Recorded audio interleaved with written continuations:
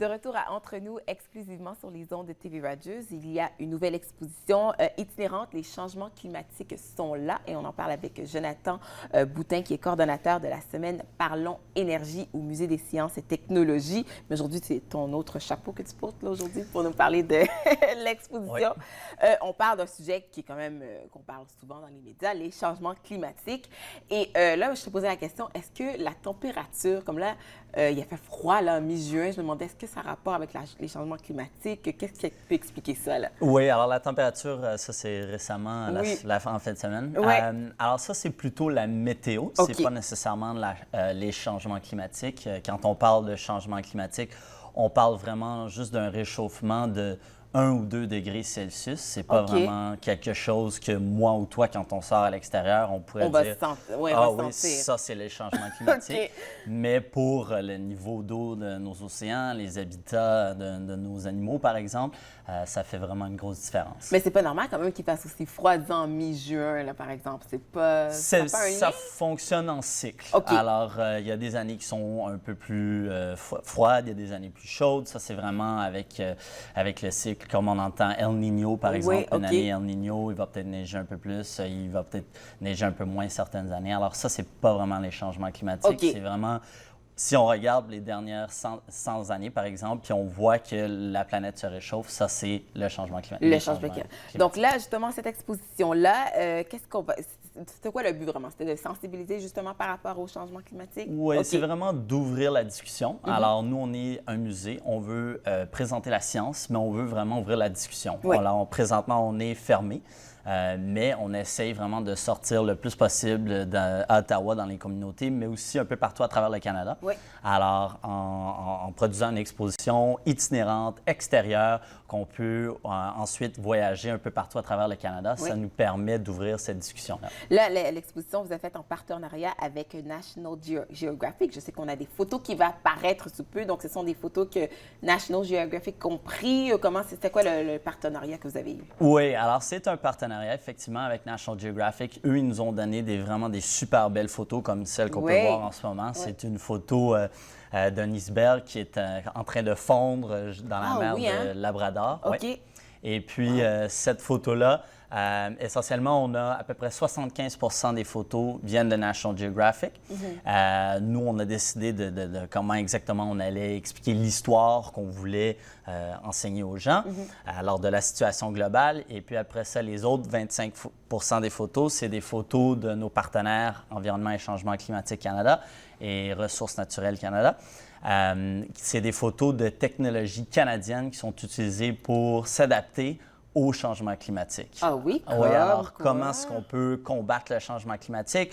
On a un camion qui est construit par une compagnie à Montréal qui s'appelle F&Co. C'est une compagnie qui émet la moitié des émissions qu'un camion de livraison normale, par exemple. Alors ça, c'est quelque chose dont on devrait être très fier. Ça nous aide à combattre. C'est ce qu'on voit ici? C'est exactement ce camion-là. Oui, alors, génial. Ça, c'est la station métro à Montréal qui est quand même... On peut la reconnaître. Puis ce camion-là émet la moitié des émissions qu'un camion normal. OK, parce que c'est ça. À travers l'exposition, on va découvrir, entre autres, les recherches aussi et ce qui a été développé finalement pour montrer ça. Oui, c'est exactement ça. OK. Là, je sais qu'on a d'autres photos aussi. Donc là, c'est quoi les recherches qui ont été faites depuis... Ça, c'est l'exemple parfait. Oui, c'est ça. Alors, ça, c'est la photo d'Environnement et Changement climatique Canada. Alors, comme on peut voir, il y a des scientifiques qui sont en train de faire de la recherche. Les oiseaux qu'on voit sur les roches, ce sont des guillemots de Brunich. Ça, c'est sur l'île Digges, au Nunavut. Et puis, c'est en faisant cette recherche-là qu'on peut effectivement dire que la planète est en train de se réchauffer et que c'est dû à l'activité humaine.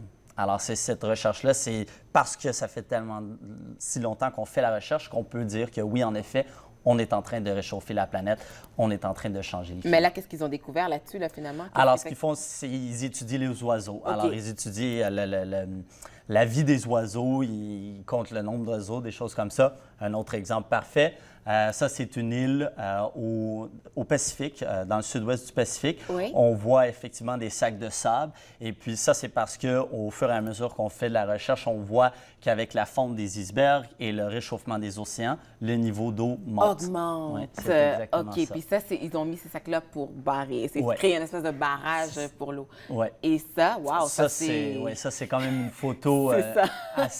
assez impressionnante. Ça montre vraiment... Alors, l'histoire ici, c'est que cet homme-là, avant, il prenait sa motoneige pour parcourir la glace, effectivement, pour chasser. Alors, Ouais. il y avait besoin de cette glace-là pour chasser. Et la situation présente est qu'il ne peut plus Il utiliser... peut même plus. Ouais. Il s'est rendu là comme sur un bateau, je Et sais c'est- pas, ouais, et puis il sûrement s'est rendu installé là sur sur ce un petit bateau. bout de glace-là. Ouais. C'est quand même grave, là, finalement. Donc là, les changements climatiques sont là. Et puis, regarde ça. Oui, naturellement, il fallait avoir la photo. La perte d'habitat. Oui, la photo de l'ours polaire qui est quand même... Ouais. ouais. Qui est quand même impressionnant. Là, l'exposition est quand même aussi impressionnante en soi parce que je crois aussi que vous travaillez avec des panneaux solaires. Donc, tout ça Oui, pour oui. rester dans Oui. le respect de l'environnement aussi. Oui, Là. c'est ça. Oui, c'est Ouais. ça. Alors, quand on a décidé que l'exposition on allait la dévoiler à Lansdowne, Oui. qui est quand même un site assez populaire. Oui. Et puis, les gens vont là surtout aussi la nuit. Il y a un cinéma, il y a beaucoup de restaurants.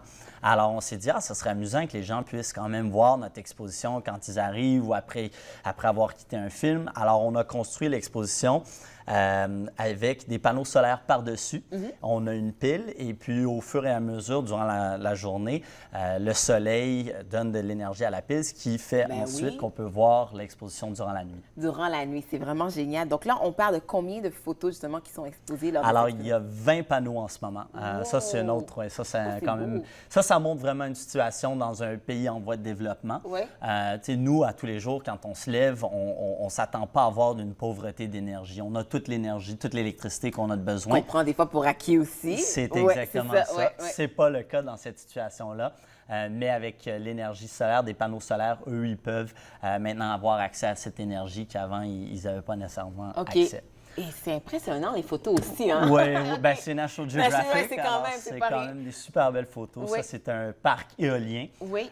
qui est dans un océan près de l'Allemagne, mais on s'entend qu'au Canada, on a quand même une grosse capacité pour installer des parcs éoliens. Alors, c'est vraiment quelque chose, on a du potentiel pour installer Donc, des nous, parcs justement, au Canada, je ne sais pas si tu sais quelque chose que tu sais, est-ce que nous, on fait justement des initiatives? Qu'est-ce qu'on fait justement pour essayer de contrer ça, là? Oui, alors le Canada est quand même, on est le Leader. troisième plus gros producteur d'hydroélectricité au monde. Oui. Alors c'est quand même quelque chose qui est impressionnant parce qu'on a une population assez petite, ce qui veut dire que à peu près 60% de nos besoins d'électrique au Canada viennent de barrages hydroélectriques. Alors ça, c'est quand même impressionnant. On a des parcs éoliens, on a aussi beaucoup de panneaux solaires. Au fur et à mesure que les panneaux solaires, s'en vient. l'efficacité monte, les prix baissent, ça devient quand même une réalité de un jour peut-être avoir des panneaux solaires un peu partout à travers le Canada. Donc, on peut dire qu'on est quand même un peu leader dans ce domaine-là.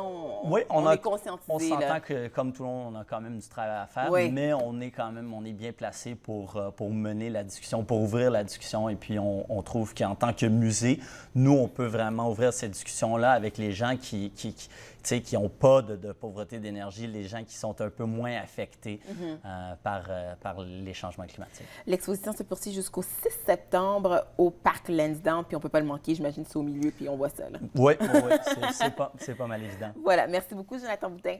Merci. Donc, rendez-vous bien sûr sur le site web du Musée des sciences et technologies pour les détails et rendez-vous bien sûr au Parc Lansdowne pour regarder cette exposition jusqu'au 6 septembre. Nous, on fait une courte pause et ça se poursuit entre nous exclusivement sur les ondes de TV Rogers.